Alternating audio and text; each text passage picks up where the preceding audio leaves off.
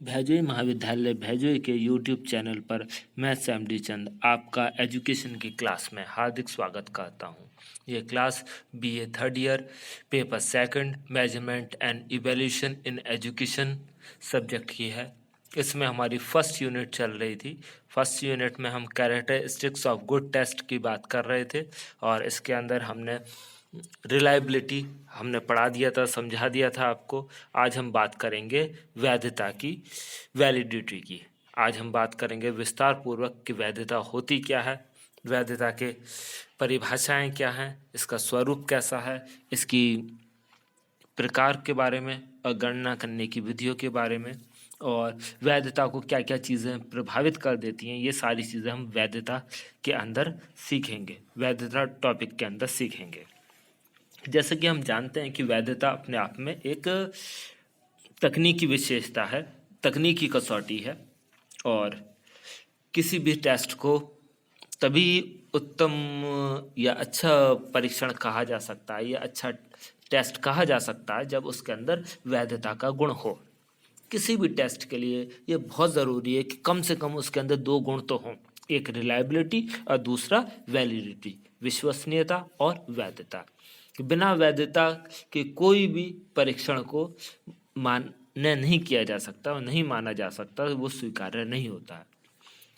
Reliability, विश्वसनीयता होने के साथ साथ उसका वैध होना बहुत ज़रूरी है, और इसलिए विश्वसनीयता और वैधता के बीच में जो संबंध है उसके बारे में भी बात की जाती है। उसके बारे में हम बात में करेंगे। सबसे पहले हम ये जानने का प्रयास करेंगे कि वैधता अपने आप में होती क्या है, और इसके लिए हम इसकी जो प्रमुख परिभाषाएं हैं उनका अध्ययन करेंगे।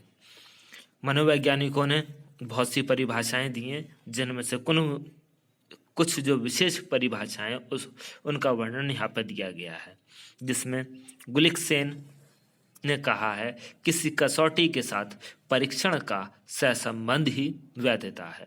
मतलब आपने जिस उद्देश्य के साथ परीक्षण को बनाया है उस उद्देश्य को पूरा करने में वो कितने हद तक कामयाब है, यही किसी भी परीक्षण की वैधता कहलाती है। मतलब वो अपनी कसौटी पर जिस चीज़ के लिए बनाया गया है, जो क्राइटेरिया उसके लिए तय किए गए हैं, उनके ऊपर वो कितना खरा उतरता है और उसका जो है अपने उद्देश्यों के साथ कैसा सहसंबंध है, ये उसकी वैधता निर्धारित करता है।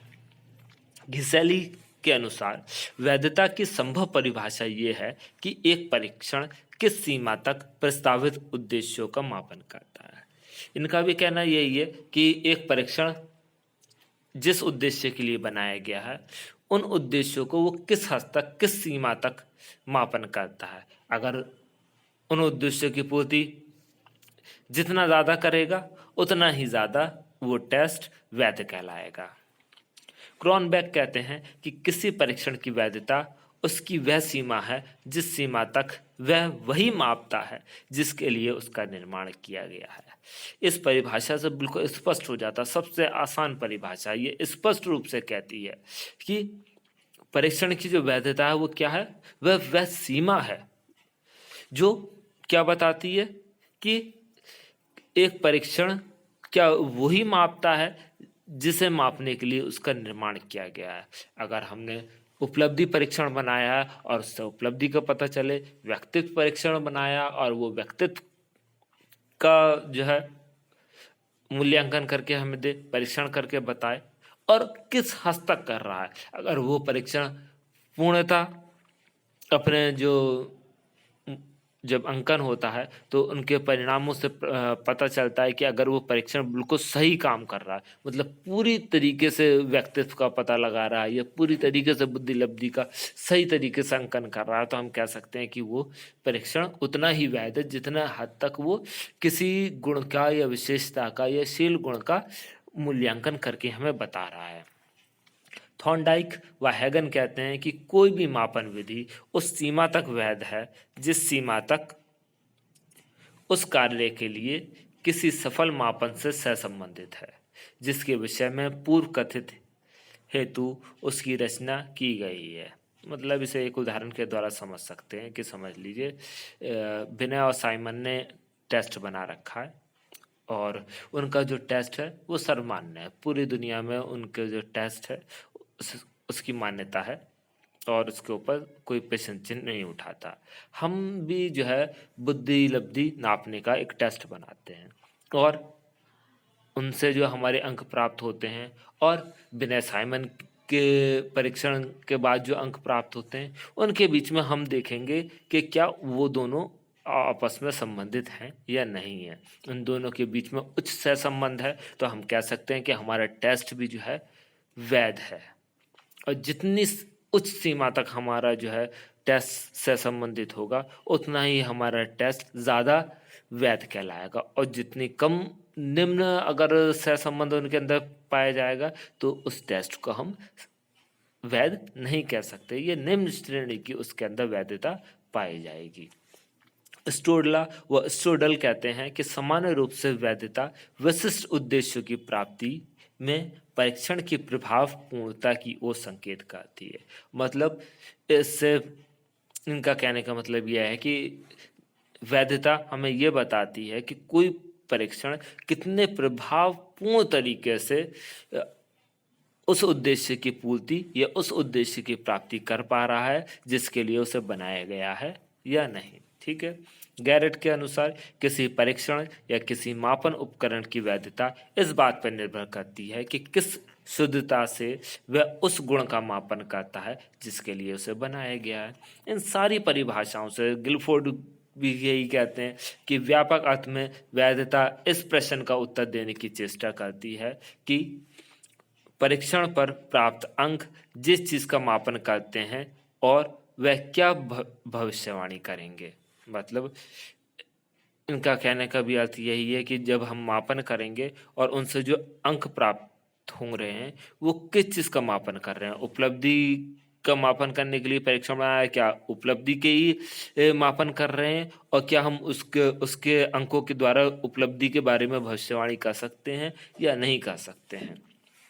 और आप बाकी भी परिभाषाएं देखेंगे लगभग सभी का जो है एक ही मानना है कि वैधता परीक्षण की जो है अपने आप में एक बहुत ही ज़्यादा महत्वपूर्ण गुण है और किसी भी परीक्षण का वैध होना सबसे ज़्यादा ज़रूरी है क्योंकि वैधता से हमें पता चलता है कि कोई परीक्षण जो हमने बनाया है या पहले से बना हुआ है क्या वह किस सीमा तक अपने गुणों का मूल्यांकन कर रहा है और जिस चीज का मापन करने के लिए उसे बनाया गया है वह किस हद तक या किस सीमा तक उसी चीज का मापन कर रहा है या नहीं कर रहा। यह हमें वैधता के द्वारा ही पता चलता है।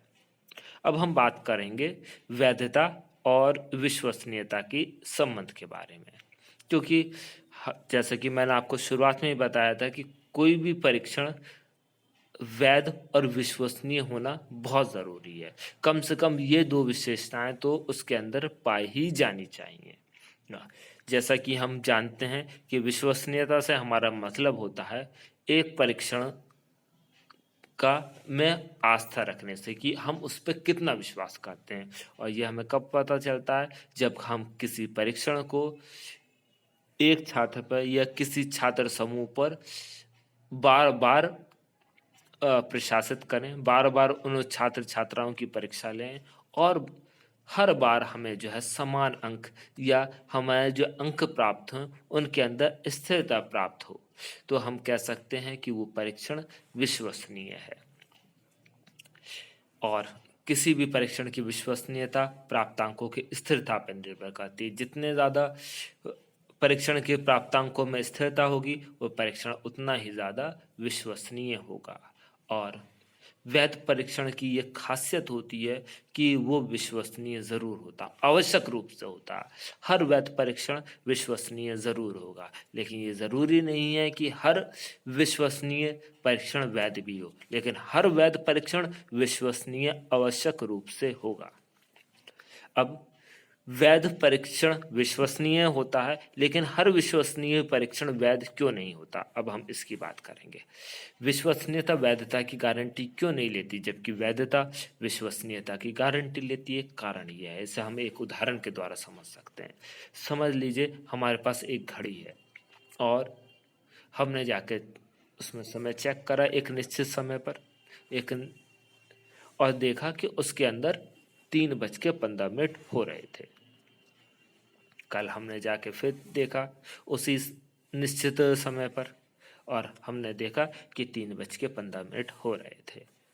ऐसा हमने 2-3 बार दोहराया और इस बात का हमें विश्वास हो गया कि जब भी हम इस अमुक समय पर या इस निश्चित समय पर जाते हैं तो ये घड़ी इतना ही बजाती है। तो ये घड़ी अपने आप में विश्वसनीय है, क्योंकि इसका समय आगे पीछे नहीं मिलता, इतना ही मिलता है हर बार।